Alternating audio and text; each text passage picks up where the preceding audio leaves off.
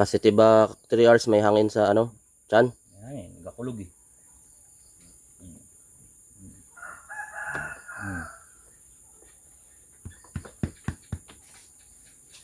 Hindi pa malala yung kanyang bloat.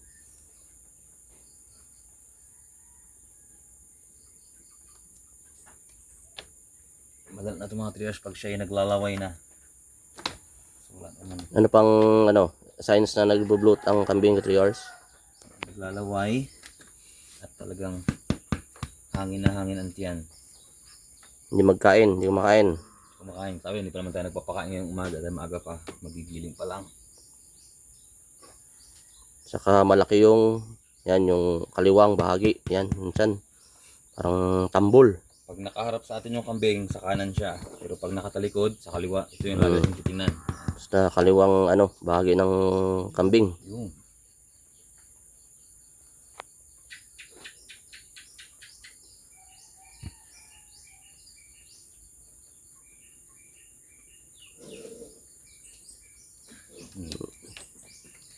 Ay na, lubo eh. So, yan. Nakakalakad pa naman siya ng maayos kasi pag malala na yan, parang lasing na. Nanginginig.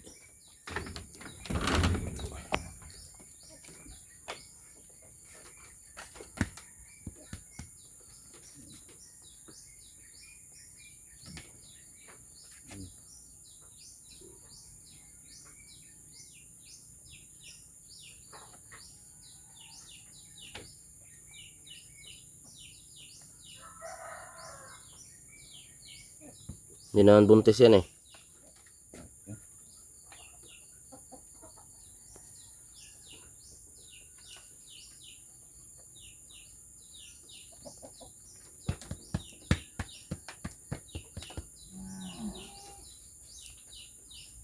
Okay, bisitahin ulit mamaya. 3 hours, okay? Yan ang ano natin. First aid natin, no? Pag may bloat ang ating alaga.